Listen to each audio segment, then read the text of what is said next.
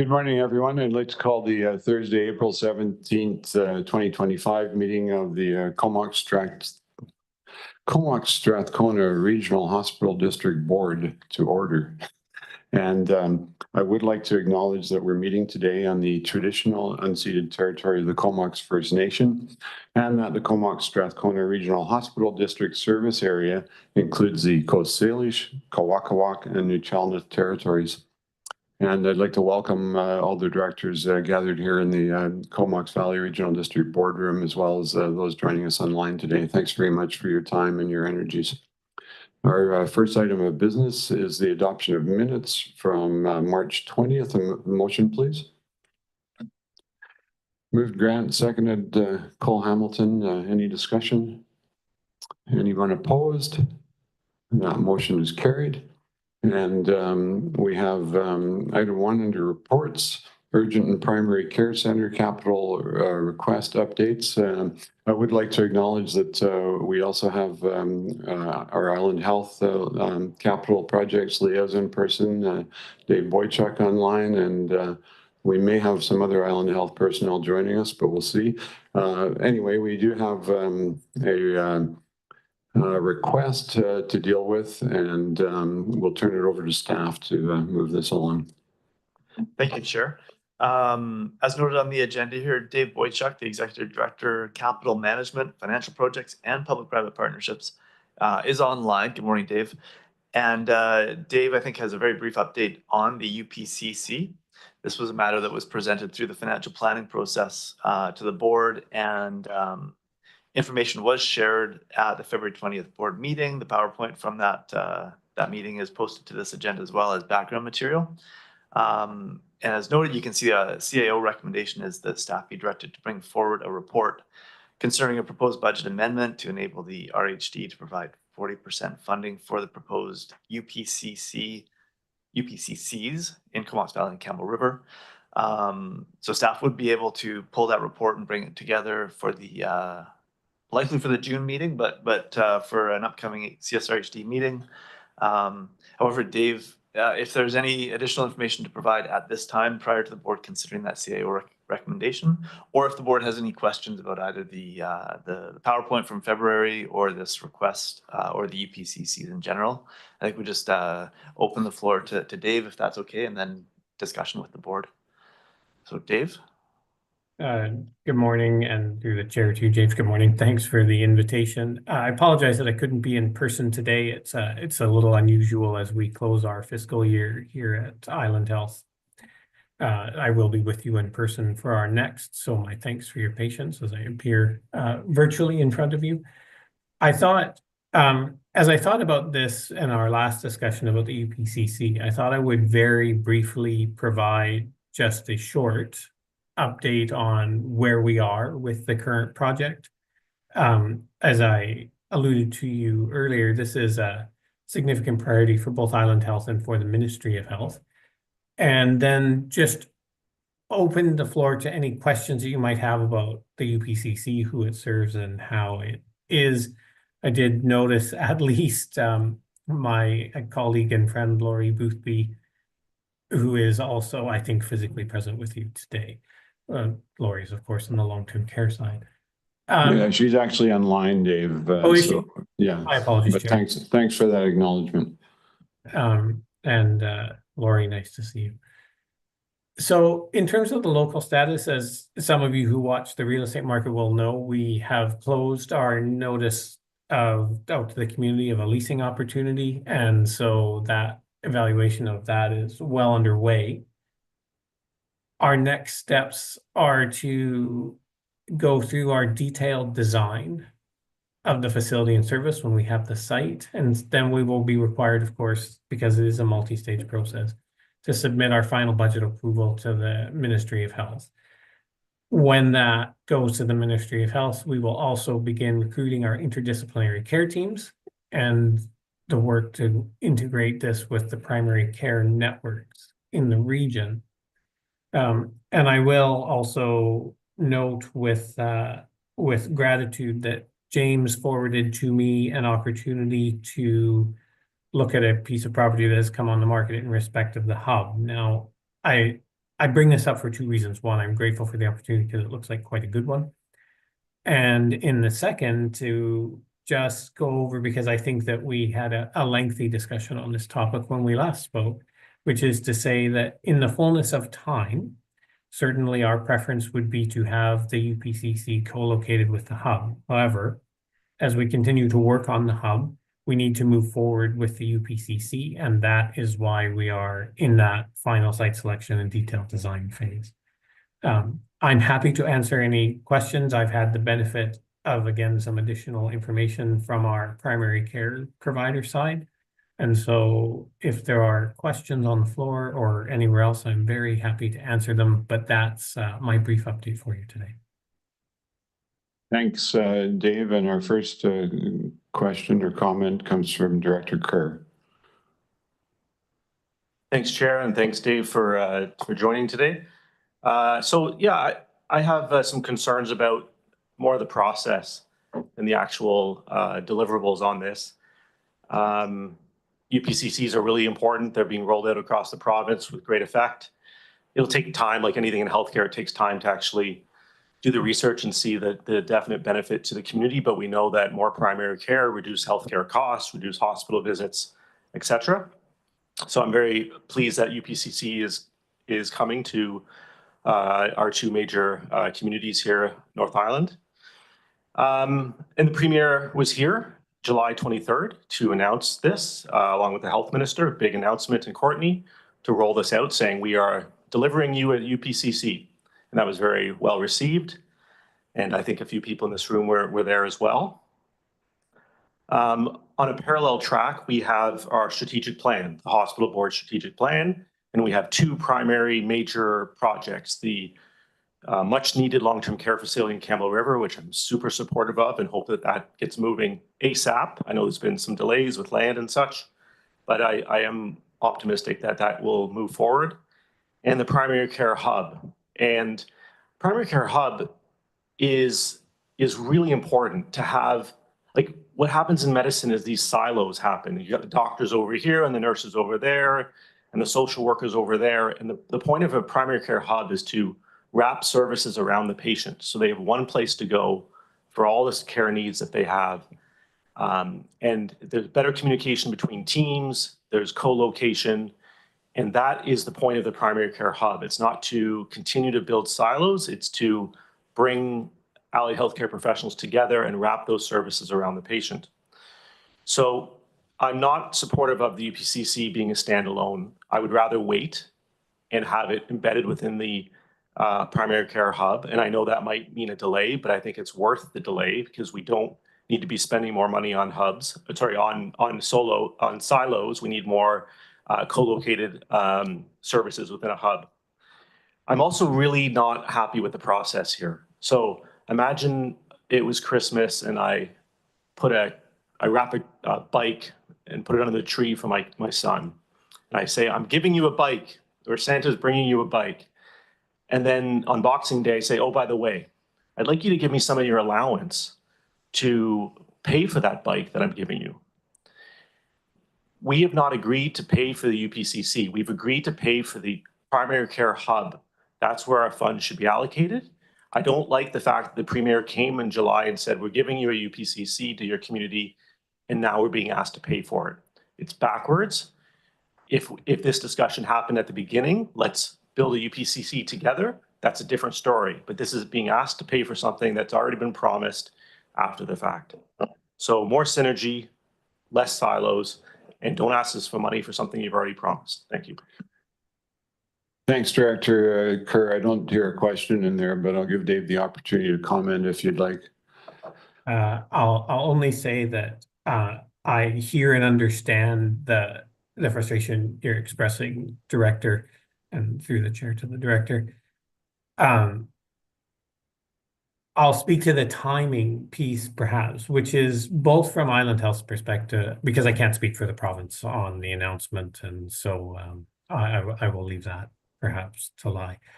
But what I will say is I share your view, Director. In a perfect world, I would very much like to have these things co-located.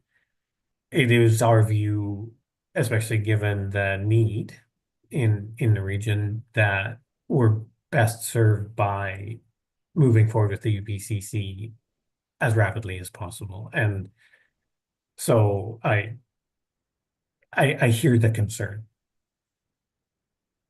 Thanks, Dave. And we'll go from one Director Kerr to another. Ron Kerr online, please.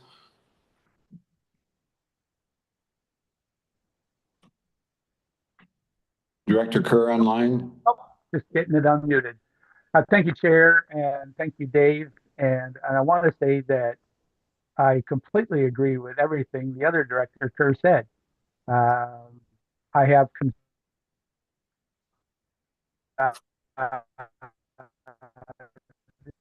seems to We're be losing your sound, Ron. I'm not sure if there's a mic problem there. Ron, you're breaking up. It appears to be your province-driven, connection. top-down driven, and I think this switch over. Director, you're breaking up. You may want to try dialing in again, and we'll certainly give you the floor. Is this better? That's much better. Go ahead, please.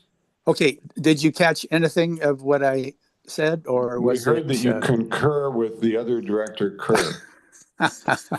Okay, and I do completely. I think everything he said, and he's speaking from within the system, so he's got a really good perspective.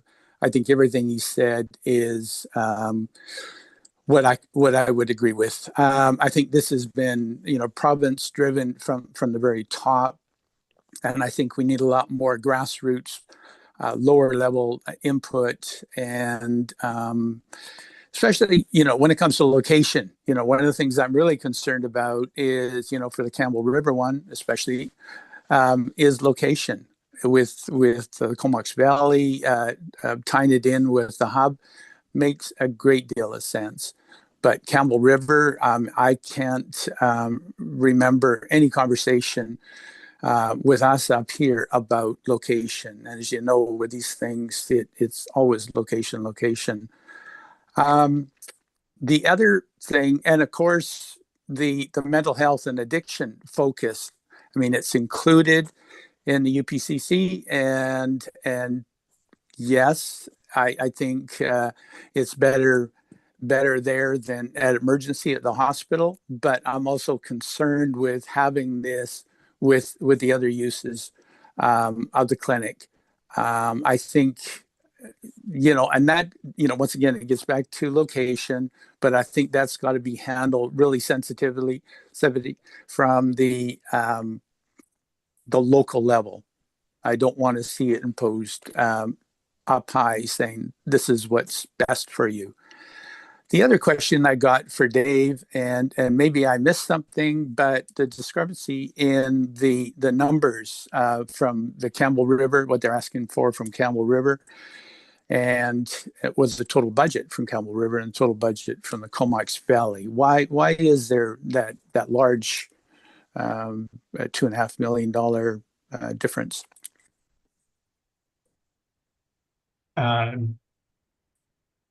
Bear with me, Director. Okay. Was that an answer? No, so apologies, Director. I just don't have the figures you're referring to in front of me, so I just need to... I'm sorry. Okay. It was on the last page. Dave, should we give you a minute to reference those and move on? Would to you our mind, next, Chair? I would very much appreciate that. Thanks, Director Kerr, for those comments. We'll give Dave a moment to check his figures and get you an answer. And meanwhile, we'll go to Director Jolliker. Thank you, Chair. Yeah, thanks, Chair. I actually have the numbers in front of me. It's the Comox UPC 9 million and Campbell River 6.3 million. Yeah, and thanks, Dave, for being here again today. From our February meeting, there was some comments that I had around wanting to know more about the UPC here in the Comox Valley. And so I'm wondering if you were able to secure those clinical data for us to understand. And then I'm hearing you say that there's some design work that has been undertaken. And so I'm, again, this is a fairly large new ask. We haven't, I concur with Director Kerr. I have considerable concerns around not being brought along on this journey, except other than celebrating the fact that the Ministry and Island Health were opening a UPCC last July. And so I'm wondering if you can provide more details on both the existing temporary sites at the nursing center and what's being planned detail-wise for a standalone UPC in the Comox Valley.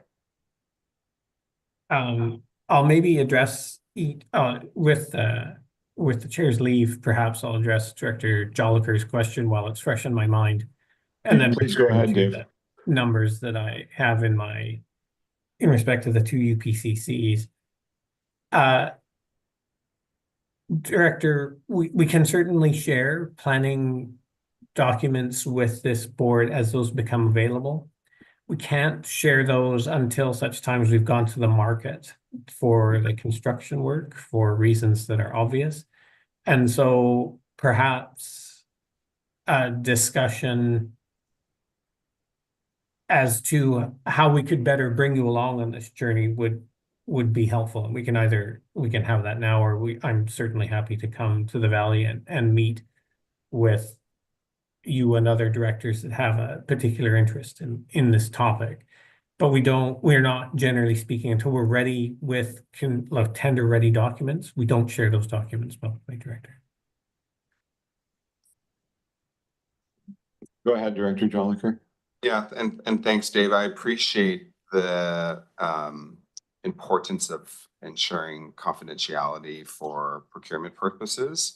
I'm just thinking about the work that we've done around the hub, talking about programming and services and floor spaces. And I know some of that happened in camera, but some of that has also happened in the public meeting. And so that's where my line of questioning is coming from, is that given the nature of this last minute request, I think I still stand that I have some significant concerns that there's not enough detail for this board to consider approving such a large request. So thanks. Thanks, Director. And Dave, did you have anything further on Director Ron Kerr's comments about the discrepancy between Campbell River and the Comox Valley? I do now. Thank you, Chair, for the leave to pursue that a little bit more. So, Director, to your question about the discrepancy in cost, the discrepancy in cost is largely driven in that case by a difference in size. The facility that is being built that is contemplated in the Comox Valley is somewhat larger than the facility in Campbell River. The only thing that I will add to that as to location, and this is something that we confront our own set of challenges with, is that I will say to the board that we are dependent on the market as to space and where we can locate these things. So it is a relatively complicated mix of trying to locate facilities in places that best serve the population we're trying to serve and where the market has space available for us. Okay, thanks for that. And Director Sinnott.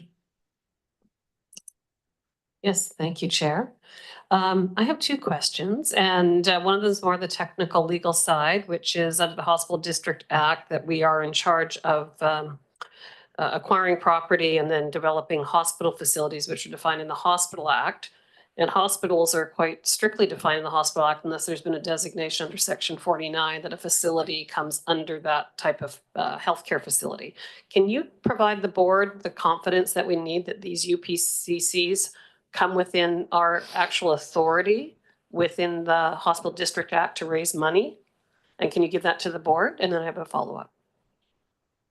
Certainly, Director. And so this is a question I address with some frequency with your regional hospital district colleagues. So we have examined it fairly specifically. And so you're quite right, Director, in terms of saying that the Regional Hospital District Act incorporates by reference the definition of hospital from the Hospital Act.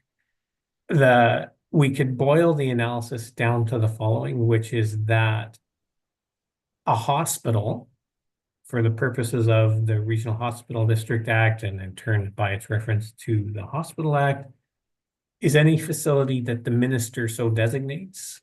The minister routinely designates UPCCs within the definition of like a designated facility. So while it is certainly not my place to give this board legal advice, what I can say is that I have absolute confidence in this. We have been through this process with other RHDs without issue, and that there is no question that the minister will so designate the facility. Thank you. Thank you for that follow-up. Perhaps my request is that you provide information to our staff that they can then disseminate to the members of this board so that we can come up with a correct understanding of our legal situation. But my follow-up is, do we have an existing UPCC operating at the Campbell River Hospital presently? And if so, are we permitted as board members to have a tour of the facility? So not at the hospital, because we generally don't run UPCCs at the hospital, although that, to my recollection, and I'd have to look, the current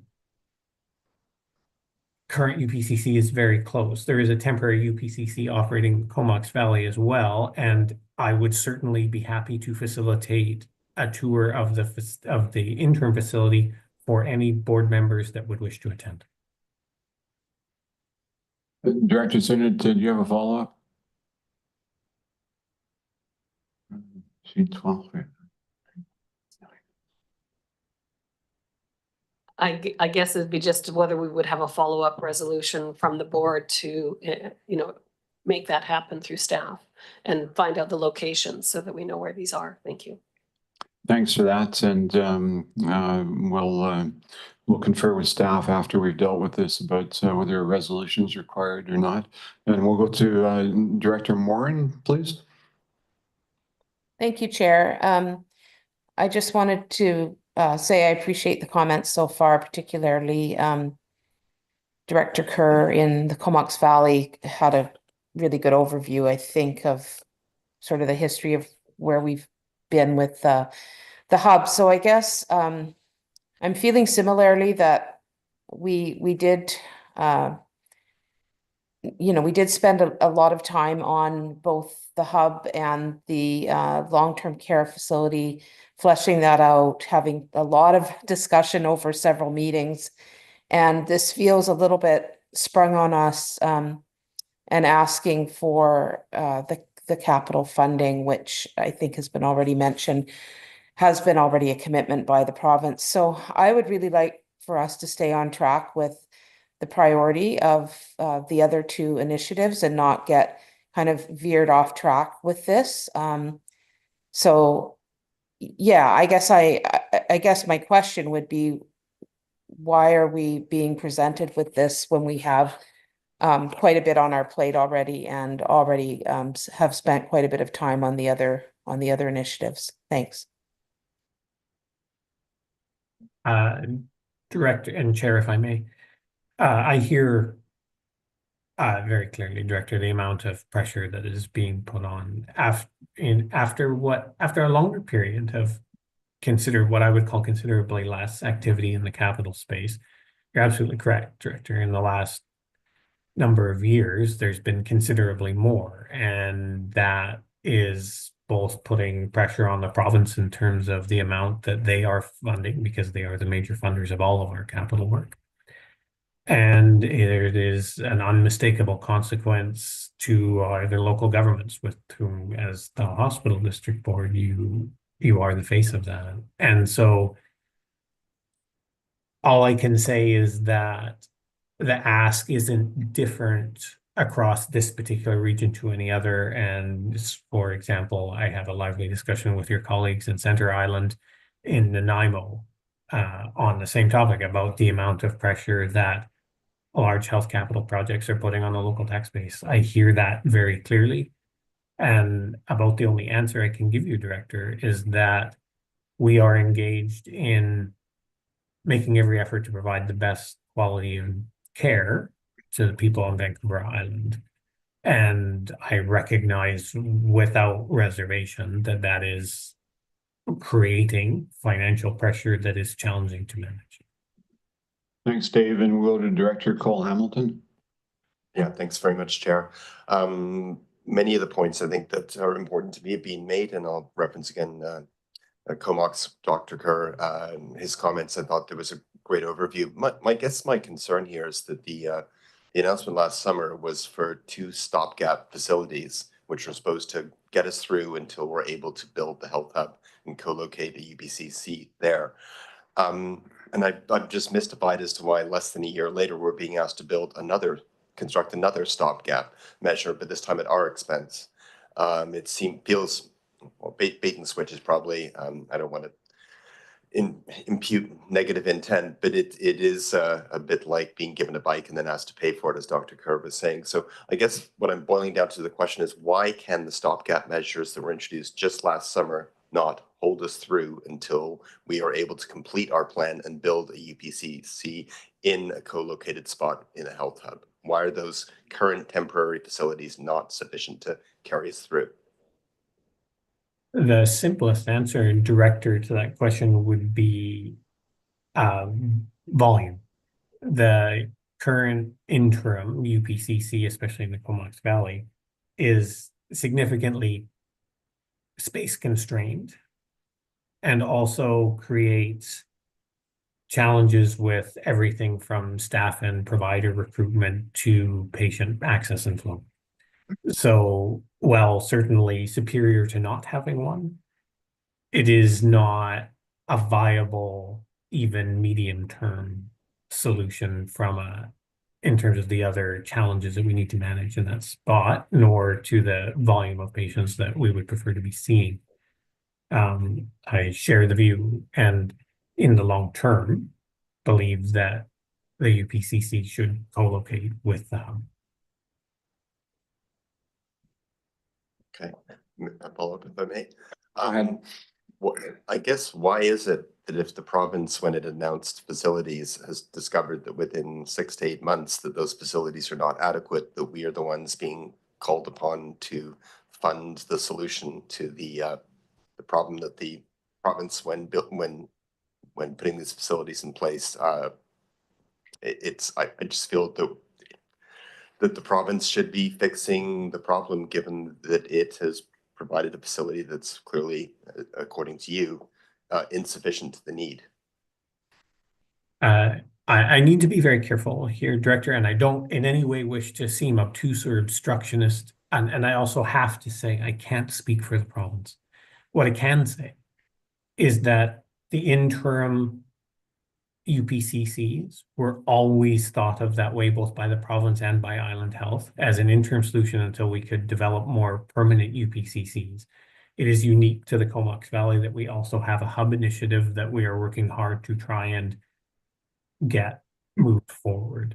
So while I can't speak for the province, what I can say is that from both Island Health's perspective and our relationship with the province and the discussions we had with them, the interim ones that are operating now as we speak were always interim, and we were aware, as was the province, of the limitations at the time. And certainly from our thinking is that having some amount of solution was superior to having them. Okay. Well, thank you. And I guess my point here has been, we would like these to be interim as well, to cover us through to when we build our health hub. The idea of having to build an interim facility seems, anyway, for the Thanks, reasons stated Director. by many, I'll leave it there. Thank you. Yeah, I think you made your points, and I will note that there are numerous speakers in the room, and Dave, you're probably getting the drift that we don't have a strong consensus here so far in support of this. But we'll hear more speakers and see whether we do have a way of moving forward. I'm going to go to first-time speakers before repeats. So we'll go to Director Grieve. Thank you, Mr. Chair. Thanks, Dave. Well, I think I'm going to be the devil's advocate here and maybe put forward a cautionary tale. Many of us who've worked in nonprofits realizes that sometimes we have this great program that we want to bring forward, and the province is actually funding something quite different. And rather than modify our program to fit the funding criteria, we keep adamantly saying, well, but this is, you know, so I do see a parallel here, and would just caution about looking a gift horse in the mouth. We hear that we've made plans and all, you know, we have a lot of work done on the health hub. But I have to remind this board that times are changing and changing very quickly right now. And provinces are running deficits, and a lot of this money isn't going to be there forever. Sure, I mean, in a perfect world, it'd be great to be masters of our own destiny, but we are, after all, children of the province.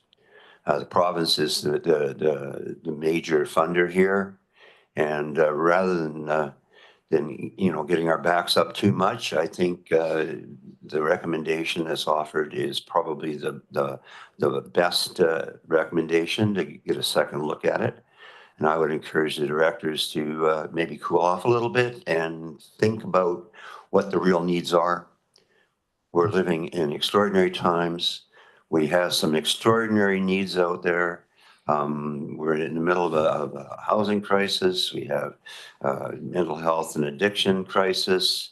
We have tariffs coming at us. Drug prices are going to be going up, everything else. So we're going to have to take the best of what's on offer. We're not in a position to, you know, we certainly can make our needs well known to the province and to Island Health.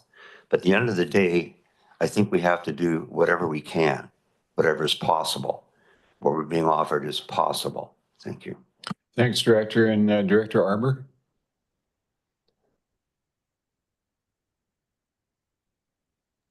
Yeah, thanks, Chair. Yeah, I guess I am a little bit like some of the other directors, and while I appreciate Dr. Grief's comments, it is a bit, if it's confusing for the board, it's going to be a bit confusing for the community. And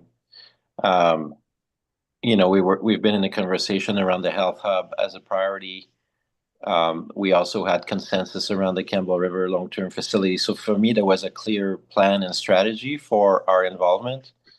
And then in just the last few months, it seems like everything is kind of not as clear.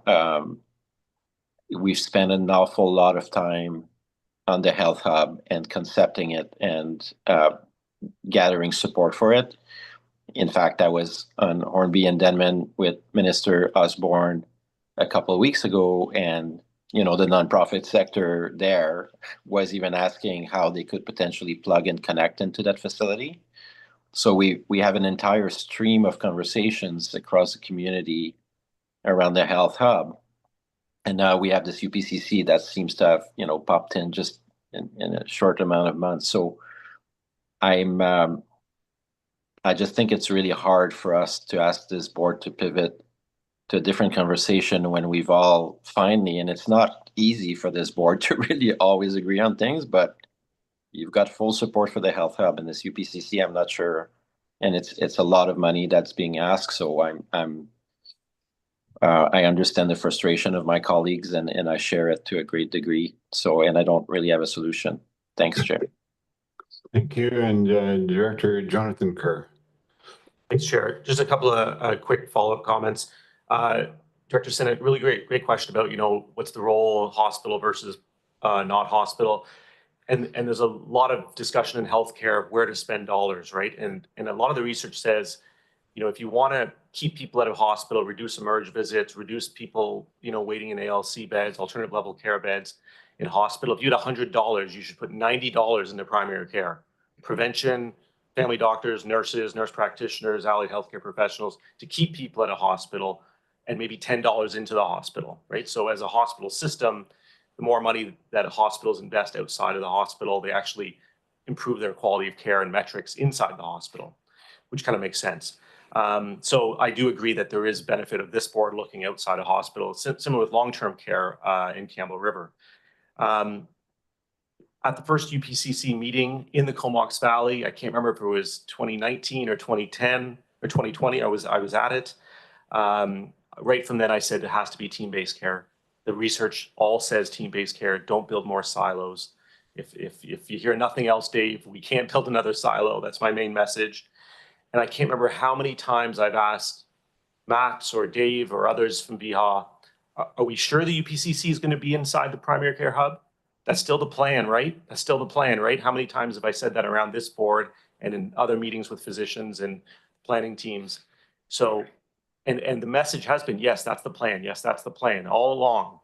That's been the plan. I don't like siphoning this off. So my question is, Dave, is there a possibility that we stop the train right now?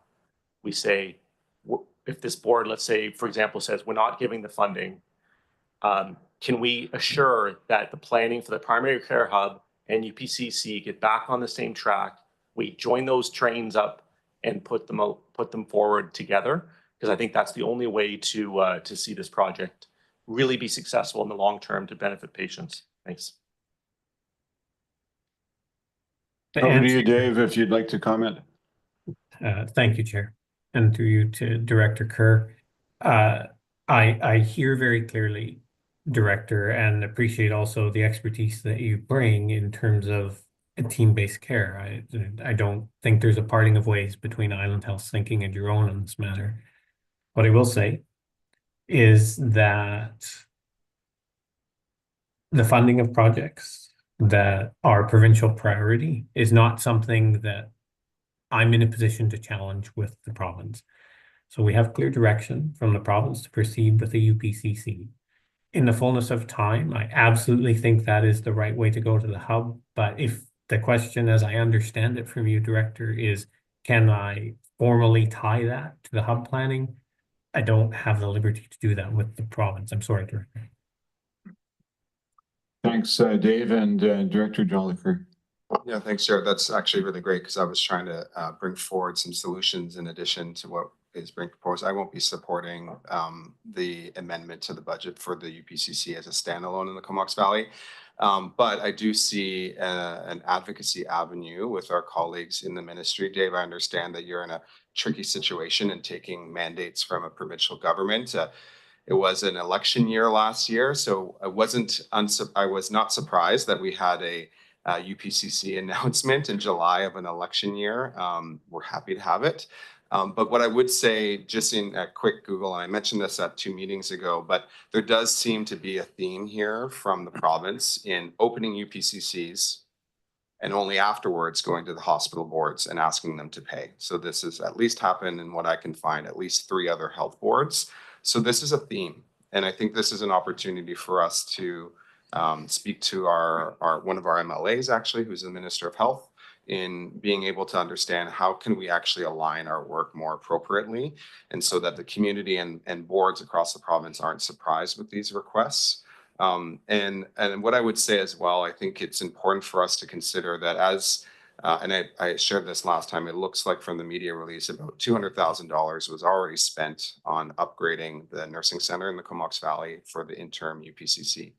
$200,000 already spent. We're being asked for $9 million, or our portion of $9 million for the Comox Valley. And that component will be potentially impacting our capacity to advance the health hub. I appreciate that you've received the email around the site that's available in the community. In preparation for today, I also found out that our city manager at the city of Courtenay provided at least over 20 sites for your review. And I appreciate that you and your team are really busy working on capital projects across the province. But I do hear also that time and effort has been put into a design process for a standalone UPCC. So I actually feel like maybe our efforts have been sidelined by this on the health hub. And I would appreciate for us to refocus our efforts. And if we need to have ongoing conversations around redesign, or if there's something that's not working for the health hub, I think that's where our efforts should lie, is that we should have that conversation as a community and as a board. Thanks, Chair. Thanks for those comments. Director Deck.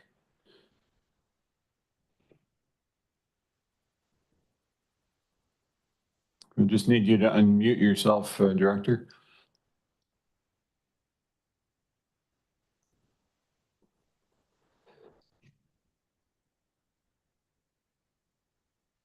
Can you find your mute button?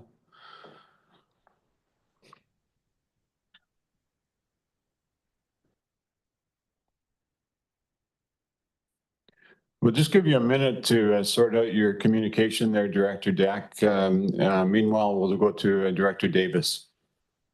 Yeah, thanks, Chair. I've sort of raised these issues before, but we're looking at now two of these TCs popping up in our region. And my question is around the build. Like when these things happen, are they always designed completely from the ground up, or does the provincial government have basically a blueprint for these so that they can be built more quickly and effectively at lower cost? Like, is it an entire design and build from the ground up for every one of these? Because it usually runs, what, about 10 years for something like this? I can speak to that point quite readily, Chair, and through the Chair to the Director. So I would suggest on the timing that I wouldn't share the view. I think the timing on UPCCs is quite a lot shorter than a 10-year cycle, as you're suggesting, Director. What I will say is, in terms of a template, it's a little bit from column A and a little bit from column B. There's a set of standards that apply to all UPCCs, so it's not a ground-up effort every time, of course. That said, and this comes back to something we talked about earlier, we are dependent on finding space that can be made suitable for the UPCCs. That always necessitates a little bit of variation because they're all in different kinds of space. So it is predominant, as I say, there's a set of standards that apply to all UPCCs. It's not a from scratch design every time. That said, we also have to adapt those designs to the space that we move into. Yeah, thanks for that.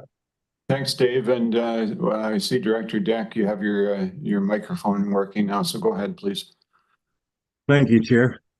The way I see it, financially, we're in tough times right now. We certainly are in Zabelis. With that in mind, I have to agree with Director Grieve. This may be the best offer we're going to get, and I think we should take it. Short and simple. Thank you. All right, appreciate that. We have no other speakers in the room just now. Oh, sorry, Director Graham, didn't see your microphone. Go ahead, please. Oh, no problem. Thanks. I want to say I concur with Dr. Kerr, but I think I'll say I agree with him with what he's trying to get across, where we put this off and get a better deal. I think what we need to do is probably talk to Josie Osborne and also Brennan Day. And I know Brennan pretty well, and I know he's a real pain in the ass when he gets something in his craw. If there's a better deal to get, it will come from there. And I appreciate Dave can't answer on these things. So I think we need to go above their heads, work our way up the food chain, and see where we can get to with this. Because although it's important to have this, I mean, this is no way to do business. To tell somebody you can have something and then go, oh, by the way, that is no way to do anything. And the government seems to be doing this on a regular basis. So I think we need to get to those people and find out what's really going on and see if there's any solution through them. Thanks for that. And Director Mawhinney.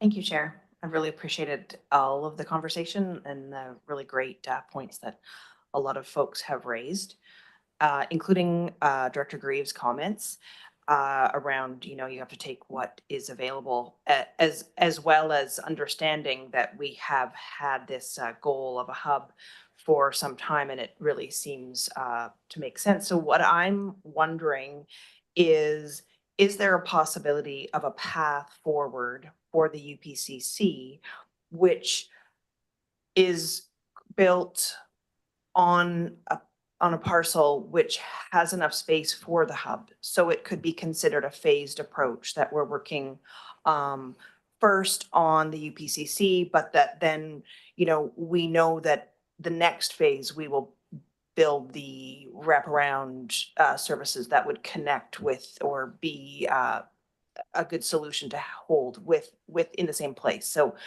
and I'm wondering if that's a possibility, I guess, from from Dave Boychuk's perspective, and also if that would be something of interest to consider maybe amending the motion that we have here recommended from our CAO. Thank you. Thanks, Director. Dave, any comment? Thank you, Chair, and through you to the Vice Chair. I appreciate the comment and the thinking, Director. What I will say is for the UPCC, we're not considering what we call a greenfield build. So I made mention of the fact that we've been out to market for looking for leased space that can be made suitable, and that's the intent there. So it would be very hard to do a phased approach, as you suggest, in terms of that, because with the hub, we are looking at a greenfield build. So those two things, and as one of your colleagues recently mentioned, those two things tend to unfold on different timeframes. So I appreciate the sentiment, but would suggest that the timing of that, and because of the difference in looking for lease space versus doing a greenfield build, a phased approach is more likely to look like, as the hub progresses, how do we end that and our lease around the UPCC come together?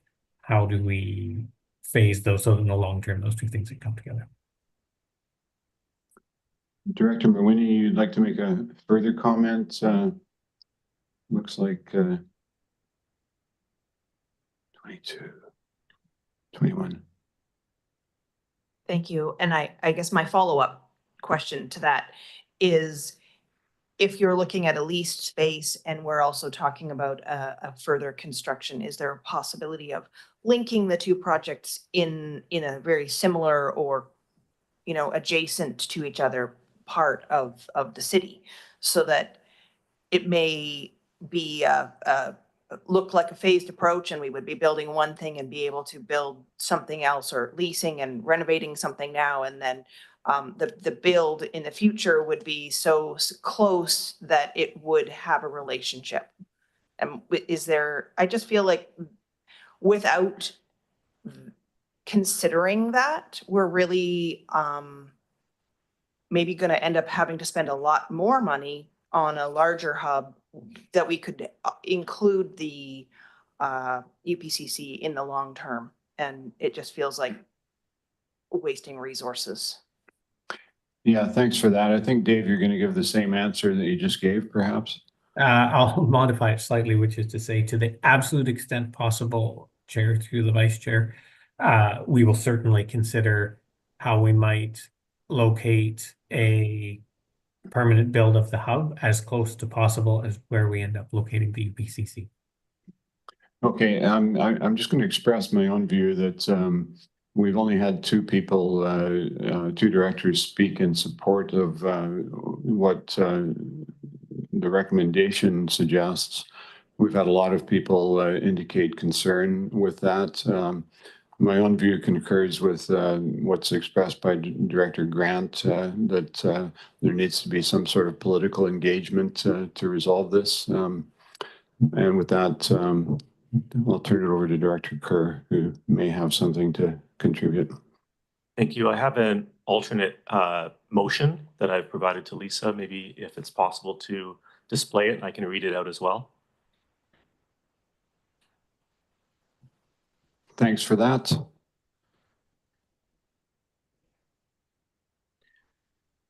So whereas co-located primary care services enhance patient care and reduce overall healthcare costs, be it resolved that the Comox Strathcona Regional Hospital District Board is committed to the Comox Valley Urgent Primary Care Clinic, UPCC, being located within the planned primary care hub. And do you want to speak to that, Director? I would. I think if we're going down the political angle, I think having a clear motion supported by the board that we can then take to the minister, our MLA as well, Mr. Day, and others. And this would be also a very clear message to VHA and the Ministry of Health what this board is looking for. And if we want to, again, put these trains back on the same track, this is a potential path forward. Thank you. I'm just wondering if you'd care to add a second clause, therefore clause, suggesting that the hospital board arrange a meeting with the MLAs to basically promote that? Yes, and Mr. Warren, James would like to weigh in. Go ahead. Thanks, Chair. And I was going to provide some context around the CAO recommendation that's on the agenda, just for the board to maybe understand a bit where that recommendation comes from. Not to at all supersede this motion that's on the floor, but just to be really clear that the long-term care and the hub projects are the priorities of the CSRHD, and they have been now for a couple of years. And to advance those, we very much are working in partnership with Island Health, and that's critical. We have the CSRHD is that funding partner, does not have the either the levers or the expertise to advance those projects. So we're very much in partnership with Island Health. The recommendation on the agenda today was really about bringing a report back to speak to the viability, the financial viability of the long-term care project, the hub project, and the UPCC, which was most recently put to the hospital board in the January or February budget request through Island Health. So the recommendation was not to eliminate either the long-term care or the hub projects, really just to talk about the financial viability of undertaking all three from that dollars perspective. And then that said, this advocacy with the ministry, I do hear the board's interest in undertaking this work. So it's of course up to the board where you want to go with these recommendations, whether this is something to pass, and then you would also consider the recommendation from staff around that financial viability, or leave it with this recommendation as is, and then we'll report back after whatever the advocacy results in. So, Mr. Chair. Thank you, James. Appreciate that. Director Therrien. Well, first of all, I'll just clarify. We did have a motion that was put forward. There was a suggestion to add a clause to it, and so that's basically what's on the floor just now. Director Kerr, is this the motion that you've proposed? You can nod if you like. All right. So, and did the seconder concur with that? It's a very careful discussion this morning, I must say. All right, that's the motion that's on the floor at the present. And Director Therrien, if you'd like to speak to this. Hi, thank you, Chair. I'm just, this motion that's on the floor right now deals pretty much strictly with the UPCC in Comox. And I'm wondering where the Campbell River UPCC then fits into this. It's my understanding that there won't be a hub in Campbell River. I'm sure this facility is needed in Campbell River. And I wouldn't want to see that being stopped because we are concerned with, and I agree, I think that our services should be co-located here, but I would hate to see a needed facility get dropped because we're trying to get what we need here. Thank you. Yeah, fair point. Thanks. Director Morin. Thank you, Chair. Well, that brings up a question for me. But this resolution, this is a standalone resolution. This is not in addition to what I thought. I just heard somebody say that this was in addition to something, but this is a standalone resolution. Is that correct? It's a standalone resolution. It doesn't preclude the recommendation being dealt with separately. So I'm just curious why it says and further that it be resolved, because we only have one statement there. Yeah, good point. The drafting on the fly sometimes Yeah. brings these No, I just wanted unintended to be sure that I hadn't missed something. Yeah, and I guess I'm supportive of this resolution, and again, in terms of the comment that Director Therrien made, it's a fair point, but again, it takes us down a path of kind of adding something onto the strategic plan and work plan that we have, and so I'm not necessarily in support of that either. But in terms of this resolution, I'm in support. Thanks. Thank you, Director Grieve. Thanks, Mr. Chair. I guess a question for clarity through to finance. What we're talking about $3.6 million from the Comox Valley. What is our contribution to reserves this year, to put things in context? And how much do we have in reserves at this point? Because I think we're quibbling over, you know, what we think are big numbers, but we're talking about healthcare. And it's in the billions. So just to put it in perspective. So, Mr. Chair, the June staff report that we are already preparing, and it's in response to a question that arose from the board through the budget discussions, I think at the March meeting. That report is in process, and it will speak to the reserves. Kelly, I'm not sure if you want to describe more about what that report will cover off, but it's going to speak to reserves. It's going to speak to the commitments within reserves to the strategic priorities. And so I don't have the specific numbers for you at this time. But when the strategic planning was undertaken for long-term care, for the hub, we were able to demonstrate very clearly that there is a clear financial ability to undertake those projects and continue to pay the debt for the North End Hospitals project, especially when that debt comes off. So, so that report is in the works. I don't have a number for you right now. The CAO recommendation would build on that information in terms of addressing this potential UPCC as another project. Okay, just to put things in perspective, you know, I do think we have to consider the fact that it's not one project exclusive of the other in the big picture. We've already heard it takes quite a long timeline to put these things together to begin with. And we're contributing to reserve every single year. And I think we have to understand the overall benefit to the community in an emerging situation that we have right now in the world, geopolitical, financial world we're living in, and quit being such First Nation babies. Thank you. Thank you, Director. Director Wally. Thank you, Mr. Chair.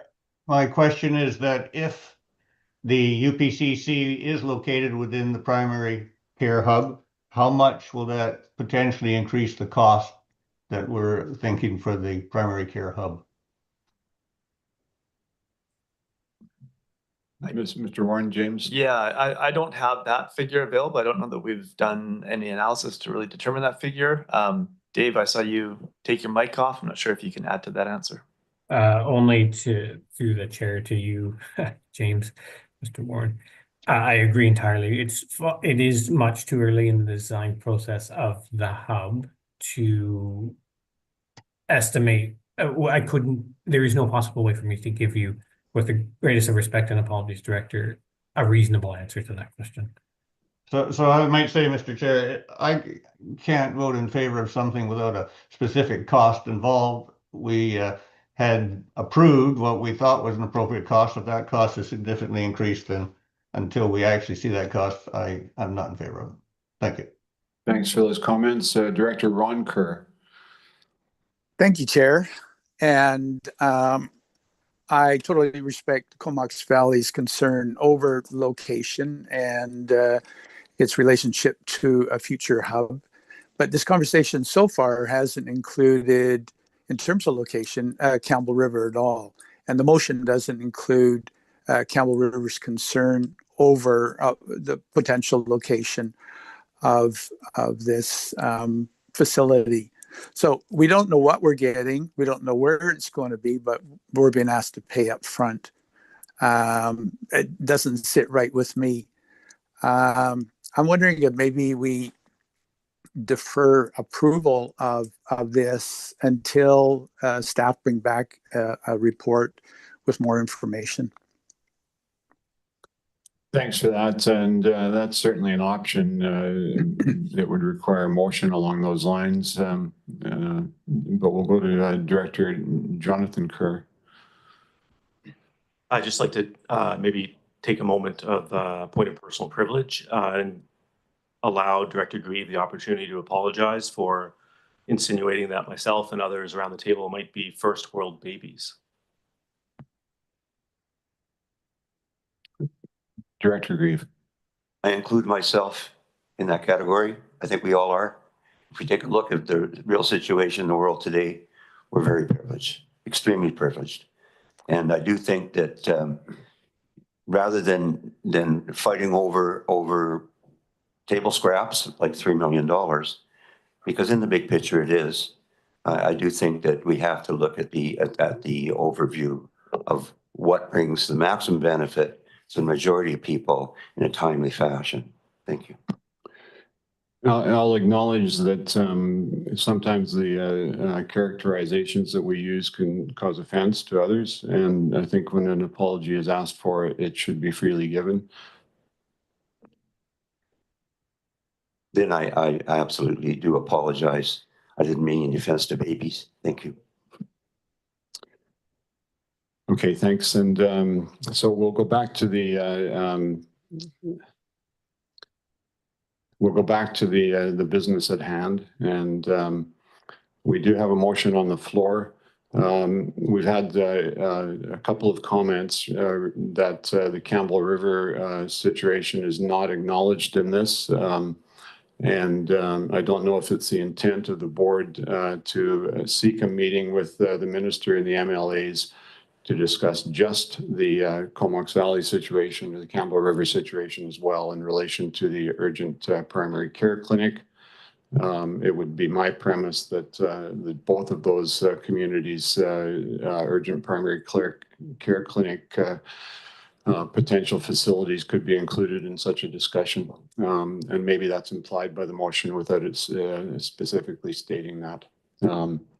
But with no other comments, so Director Grant, you're hiding around the corner there, so go ahead. Yeah, no, I was just going to suggest that this motion seems like a fairly good motion, especially for the Comox Valley. And we could probably pass this, and then if Campbell River has a subsequent motion, we could actually have another motion from them, and whatever they would like, we could discuss that. I think that's probably the best way to move forward. Fair enough. Thanks for that, Director Morin. We'll make this the final comment on this. Yeah, thanks, Chair. Yeah, I'm in general agreement with Director Grant on that. I also, though, am still concerned that we're shifting gears here, even having this as a motion, and opening up that conversation with the Minister of Health and local MLA. I think that's great, but at the same time, it's not just about the amount of money, it's about actually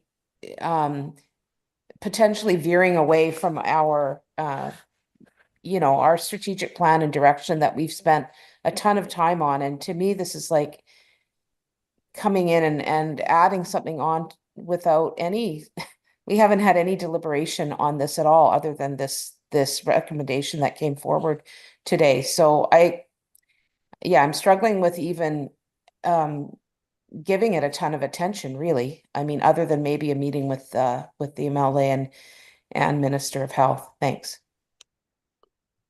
Thanks for that. Further comments?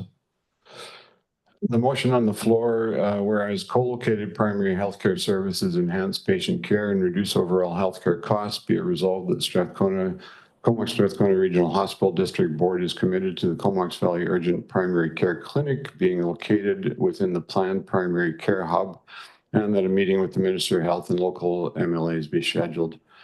All those in favor? Is there anyone opposed? Wally's opposed. Okay, that motion passes. We have the option of the recommendation on the floor, or sorry, in the agenda. And I'll just see if anybody is interested in moving that recommendation. If not, we'll leave it as is. So Director Sinnott. Director Sinnott.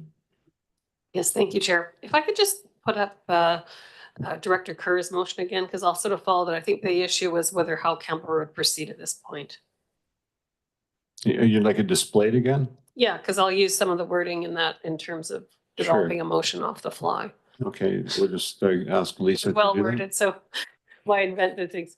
So instead of having, so whereas the Campbell, or I guess whereas the Comox Strathcona Regional Hospital District Board is interested in exploring more of the UPCC located in Campbell River and understanding the involvement of this particular hospital district within that process, be it resolved that a meeting with the Minister of Health and local MLAs be scheduled, and that further information be provided to the board.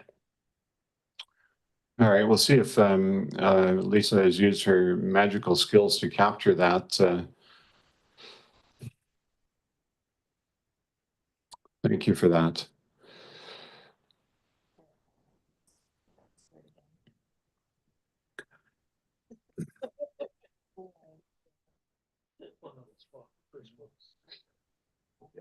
The board is interested in the Campbell River location and Whereas the board is interested in the Campbell River location of an urgent primary care clinic.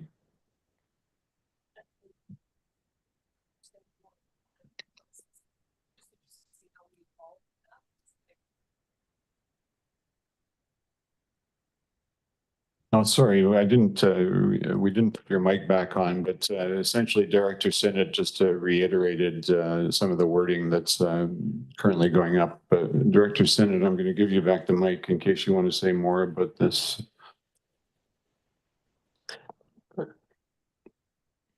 Yeah, I think that's fine in terms of the motion, and I think it's seconded. And the main thing is that we just include Campbell River in the discussions and understand how this affects the budget, as Director Wally had mentioned. It's premature at this point.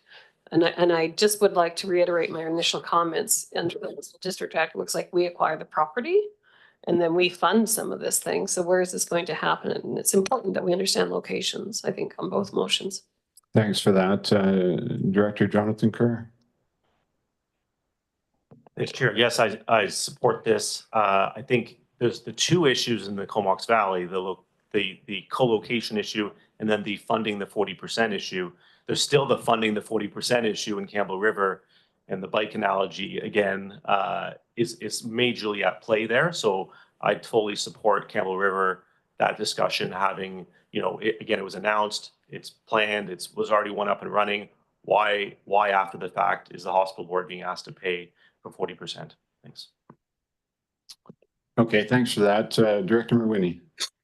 Thank you, Chair. I felt like some of Director Sinnott's motion also included reporting back to the hospital board on the provincial plan regarding the UPCCs, the location and other pieces of that. And I just don't want to have that piece missed in the motion that we see up there.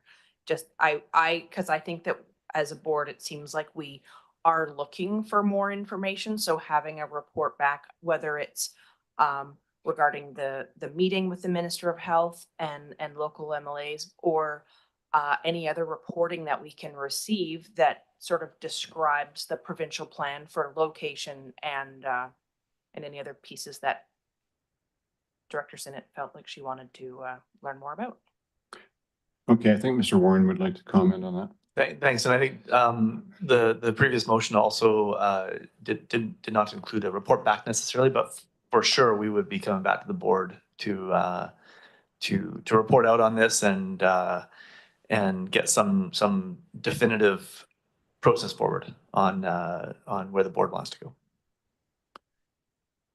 Yeah, and just to be clear, we're going to be requesting a meeting. Whether we get one or not is up in the air, and what form that takes. But in any case, whatever happens, there would be full reporting back to the full board. So I think we can take that for granted if that's all right. Director Grieve. Thanks, Mr. Chair. What's missing is be resolved a meeting between. So is it between the staff and the chair and co-chair and the Minister of Health and the Minister and the MLAs? Would that be a fair assumption then? I think we can take that as a given. Because it's not explicitly written in there, just Yeah. this is a meeting. We're not all going to go traipsing into Victoria's office. Yeah, perhaps we can take the intent without worrying too much about the wordsmithing, if that's okay with people. I think the intent is fairly clear. And seeing, oh, and Director Grant, I finally caught you. Always hiding in the corner. No, I just want to, are we thinking of having one meeting with both groups going? Or are we thinking of having two separate meetings? I would suggest that when you go down there, you get a very short time period with them. And if you can get this into two meetings, you're going to get a lot better process than everybody going as one. So I'm not sure what the thought there was, but it seems to me it should be two separate meetings. Right. Well, that's a good suggestion. Let's let our staff confer with perhaps with Island Health while we also engage with our political leaders, and we'll see what we can come up with as a best alternative here. All right. I don't see any further speakers. The motion's on the floor. All those in favor? Any opposed? That is carried. And what's the board's will with regards to the recommendation about asking for a staff report?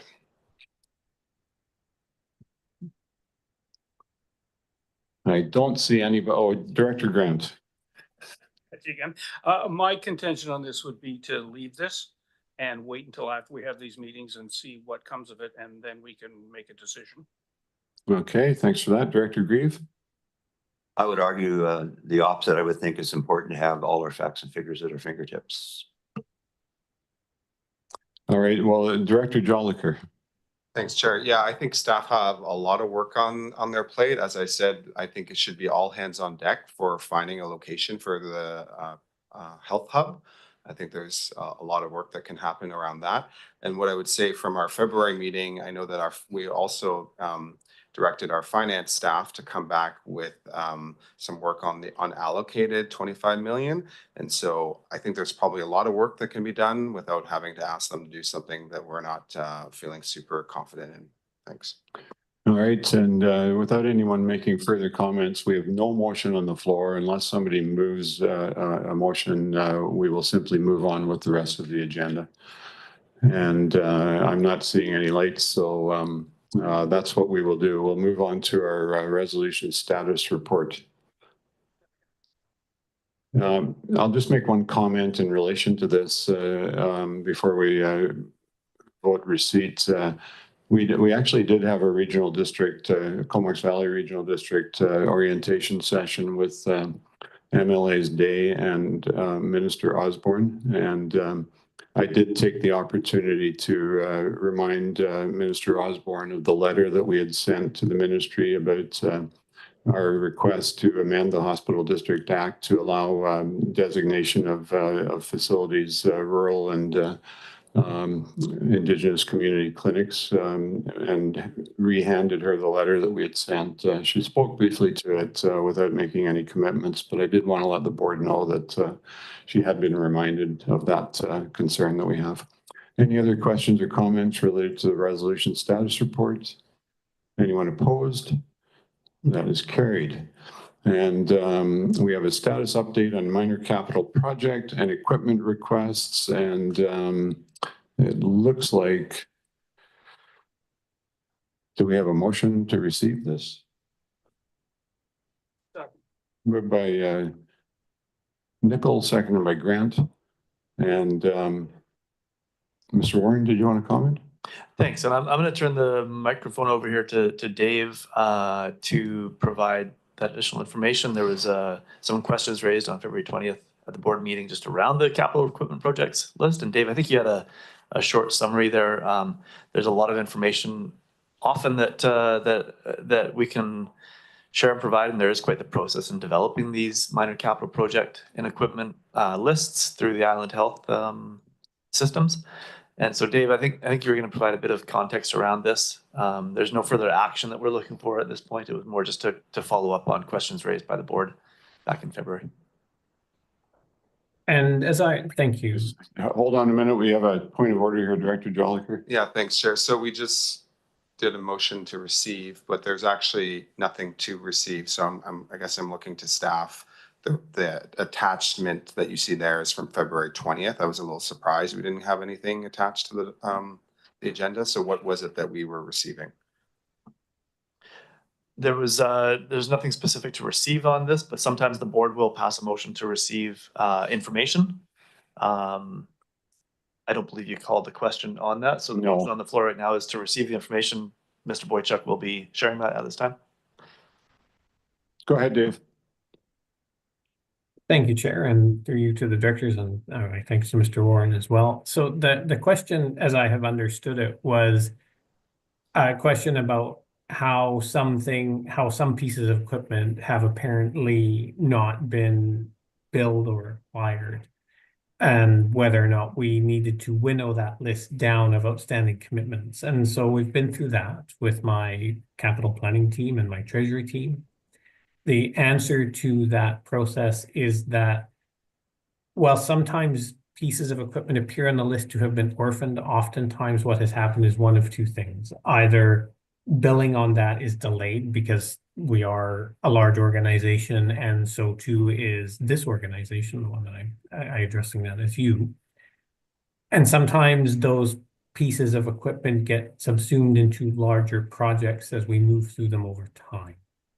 So having been through it with my planning leads and my treasury leads, we are confident that all of the equipment that this board has chosen to fund has been acquired and addressed, and where we see discrepancies, those are generally timing changes. All right, so any questions, Director Chaplin? Thank you, Chair. I just have a quick question. Generally, it's not anything specific, but last year when we came to the minor and major capital, it was a split between Campbell River and Comox 25-75. And this year it appears to be 80-20. So my question is, both hospitals were built in the same design. Each offers different services, such as urology is only done in Comox Valley. So how is it that we have allowed the Comox Hospital to get so far behind in these capital issues? Why are we? It appears we're playing catch up, and I was just wondering, is there a long-term plan we are pursuing or should be pursuing? But there certainly is a discrepancy, and I was just wondering why Comox Valley Hospital is, I guess, in my opinion, this far behind, where we require that much capital each year. Fair question, Dave.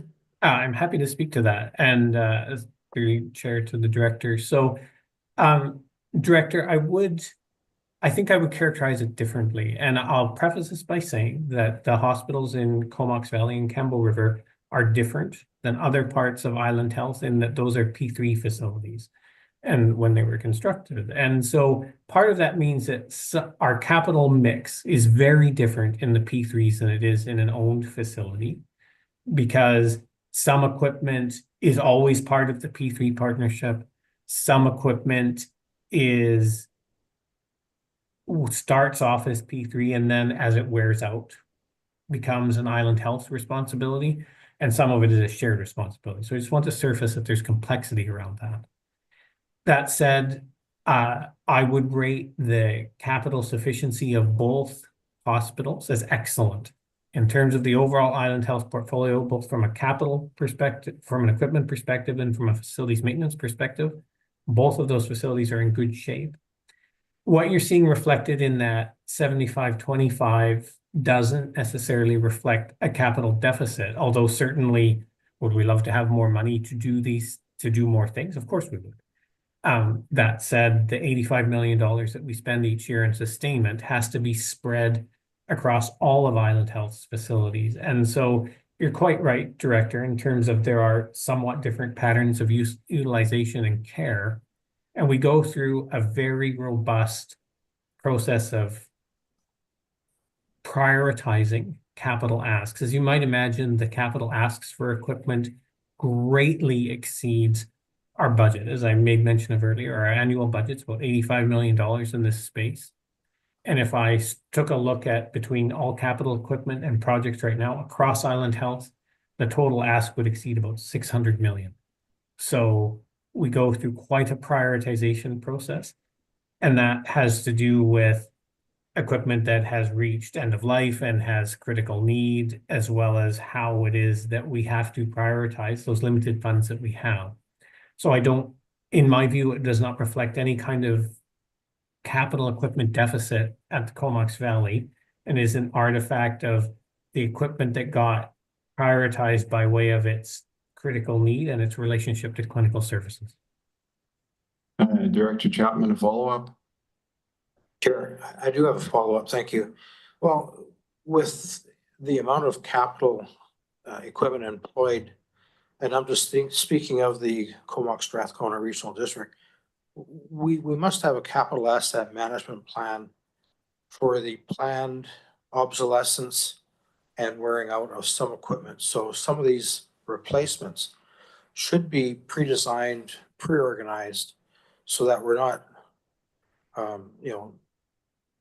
missing out on replacing assets when they need to be replaced. Do we have that kind of a plan?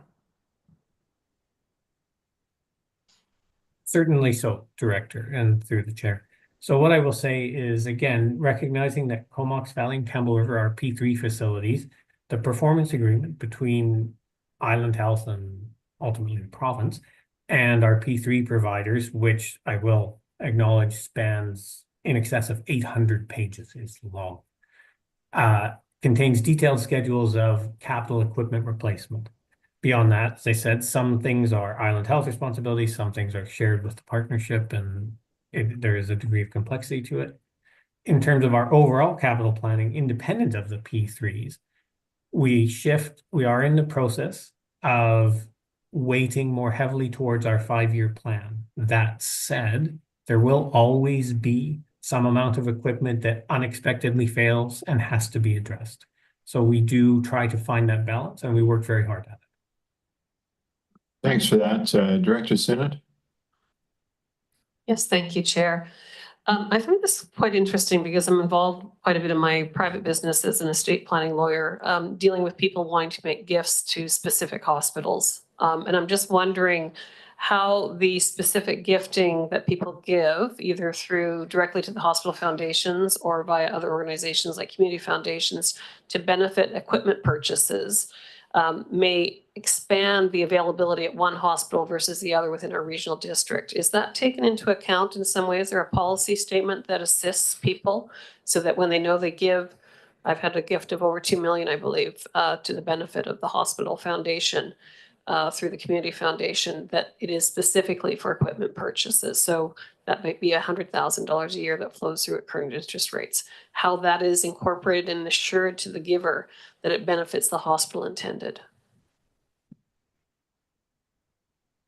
Thanks for that, Dave. Do you have a response? Yeah, I'm happy to speak to this point too. This also sits within my portfolio, so I'm happy to provide information to the board.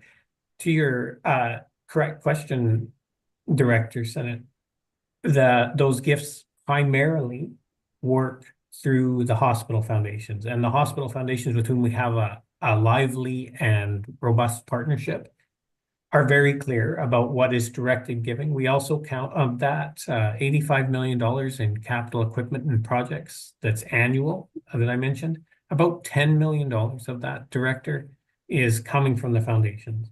We work very closely with our foundation partners to ensure that when directed gifts are given, as you were describing, that those are respected and communicated to the donors. And I'm very grateful to our hospital foundation partners particularly, and of course, the generosity of the community.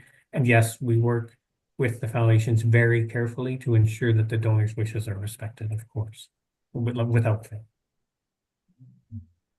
Thanks for that. We'll move on. Is there anyone opposed to receipt of this further information? There's is carried, and we'll deal with item number 2 under new business, the status update on the Campbell River Long-Term Care Facility Project, and we have a letter for receipt. Moved Grant, seconded Mawhinney, and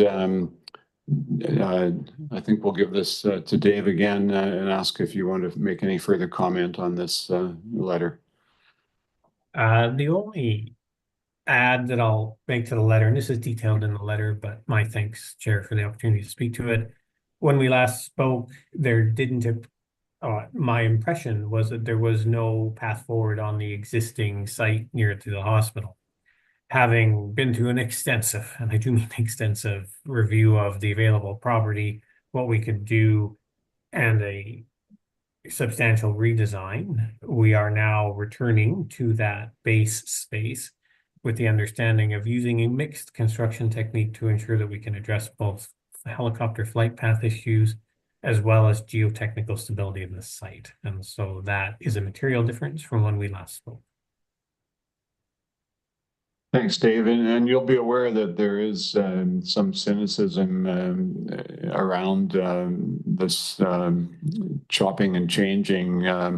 It may be something we also want to speak to the minister about, but do you have any sense of a renewed time frame where we'll get some certainty that this facility, which was announced by the Premier and the Minister of Health, I believe the summer before last, that it will in fact be built within the foreseeable future?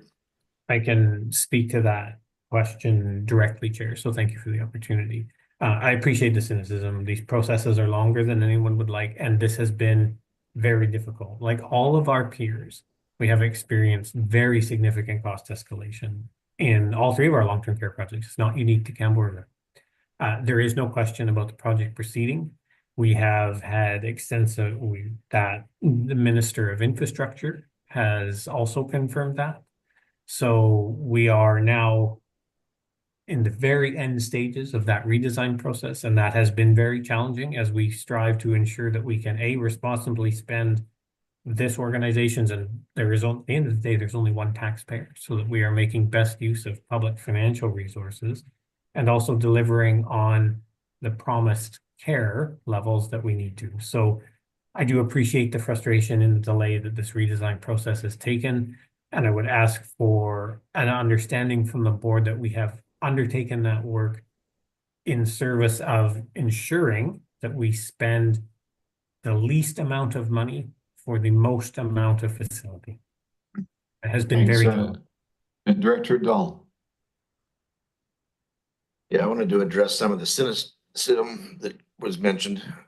As you'll know, that one of our counselors is actually a helicopter pilot and has flown in and out of the Campbell River Hospital. So when we have questions about issues with building on that site and adjacent sites, we can simply go to our Councillor Smythe and ask him questions and get direct answers related to it. I did appreciate when we got the letter and the tone had changed significantly, but we had sent you correspondence to help solve some of your problem with that site, and we never received anything back. So that does make me wonder, what happened to that correspondence and why we didn't get a reply. I'd like to be able to bring up the technical parts of the correspondence we sent, but that was all done in camera, so I can't bring that up other than to say that we've sent you a letter, and the response we got was that you're going to go back to building on the site that had too many geotechnical issues to make it cost effective to do this. But I do appreciate that the tone has changed, and I look forward to hearing a construction date when you'll be wanting to break ground. Dave, further comment? So with apologies to the director, I'll follow up on the mentioned correspondence and ensure that we do have a formal reply for you. My apologies.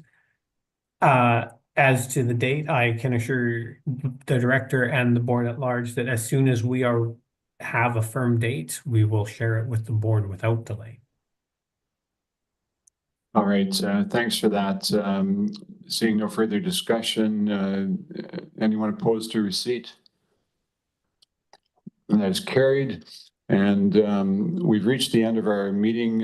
Dave, I'd like to thank you. You've had to work hard this morning. I'd also like to thank the board for your thoughtful discussion, and we shall anticipate moving forward with the resolutions proposed, and I'll take a motion for termination.